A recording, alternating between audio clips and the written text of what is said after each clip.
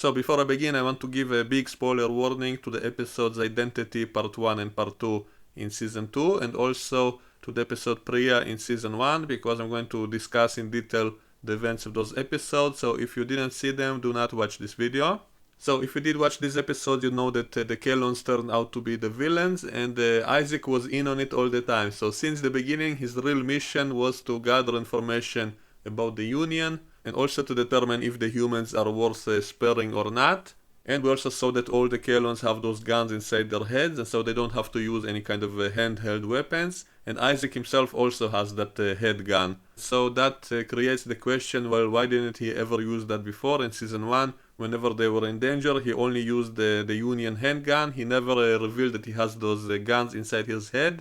And so I think there are two possible ways to explain this apparent continuity mistake. First of all, when he returned to his home planet, we see that they open up his head and they do something to him. So I think it's very likely that was the moment in which he got this upgrade. Maybe all the other Kaylons upgraded themselves in preparation for the invasion into the Union. And before that preparation, they didn't have those head guns yet. And so Isaac simply didn't get that upgrade yet until he returned to his planet. And so only after that point he actually had those head guns. Maybe they didn't want the humans to suspect that his intentions are not peaceful, and so maybe that's why they didn't want to give him those guns before he completes that specific mission. Another possibility is that he always had those guns, but he was simply programmed not to show them off to the humans, again, so that they will not know that his intentions were actually aggressive, and that's why he either was not equipped with or was not allowed to use those guns in front of the humans. Also, I find it funny looking back at all those episodes in Season 1 in which Isaac so casually offered to vaporize the children, for example, when they misbehaved and stuff like that. So I always looked at it just, as comedically, that he's not being serious.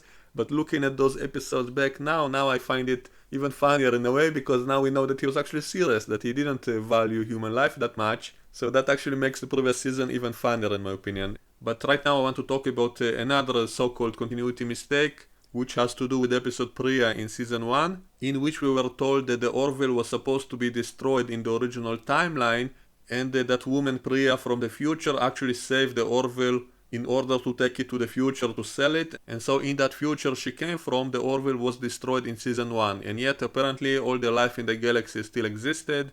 And she's obviously a human, and so I guess the Union also exists, and so that begs the question, how exactly was the Union saved from the Kaylons in the original timeline in which the Orville and Isaac were destroyed in Season 1? First of all, we don't know if Earth really survived. It's possible that Pria is a human from some human colony, so maybe planet Earth really was destroyed by the Kaylons. But obviously the Kaylons were stopped. They did not succeed in eliminating all life in the galaxy, since we did see Pria and a lot of other life forms in the future. So obviously the Kaylons did not succeed. Now I don't think it's really that surprising, because from what we saw in the episode Identity Part 2, in the space battle, we saw that the Kaylon ships were not indestructible, that it is possible for normal ships to destroy them. You simply need a lot of ships. We did see the Krill manage to destroy some of their ships. We saw the Union fleet destroy some of their ships. So they're not like the Borg, who are completely almost unstoppable, at least in TNG. And so they were such a big threat that only by miracle you could be saved from them. So that's not exactly the same situation here as the Borg. And also if you look at the actions of Isaac, he really didn't do that much to save the Union from the Kaylons. All he did was save the Orville, because he didn't shut down all the Kaylons. He only shut down the Kaylons on the Orville ship.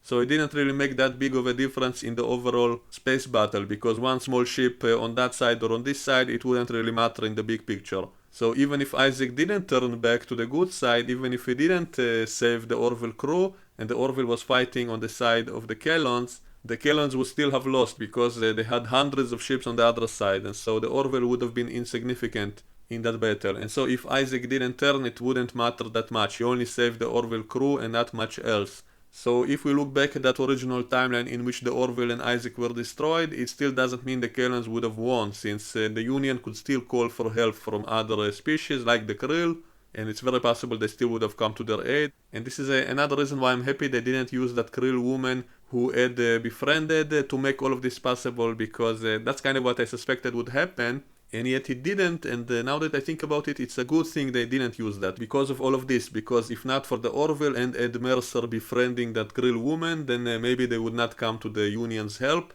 And so it's a good thing they didn't use that specific storyline with that Krill woman, and instead they just met a random Krill and were still able to convince him. And so it stands to reason it could have been done in the original timeline as well. So even if Ed Mercer was killed and never made friends with a Krill woman, maybe some of the Krill would still agree to help against the Kaylons because they know that the Kaylons will destroy them as well.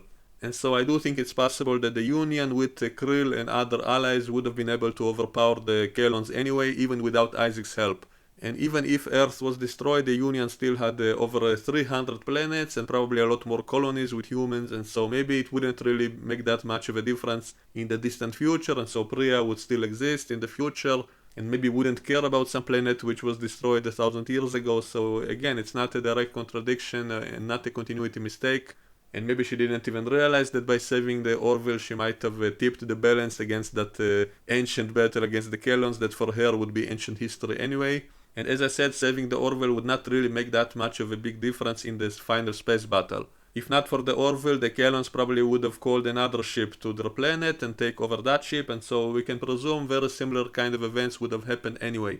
If not for Isaac, they probably would have sent another emissary to another ship, and it's possible that other emissary would also have made friends with the crew of that ship and also would have the same kind of opinion as Isaac, and so maybe he also would have helped them against his own people. And so I think in any other timeline the same end result would happen. The Kaylons would be defeated anyway, maybe not right away, maybe not as fast, not as easy, but once the Union would be aware of their threat, and they would recruit all of their forces from their long-range exploratory missions, and they would call for help from other intelligent life forms in the galaxy, all of whom would agree to help because the Kaylons want to wipe everybody out. So obviously all the organic life forms would want to make an even bigger alliance, and so the Union would not be alone. And so I think in any of those other scenarios, the Kaylons would still lose in the end because there's just too many powerful organic life forms in the universe for them to wipe out all of them. So eventually someone would have defeated them.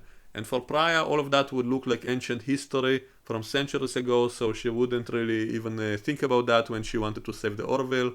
But it's possible that because of her actions and because the Orville stayed in the past, maybe it made it easier for the Union to win against the Kaylons thanks to Isaac. So let me know what you think in the comments below and we can discuss it in the comment section, and I will see you all next time. Bye bye.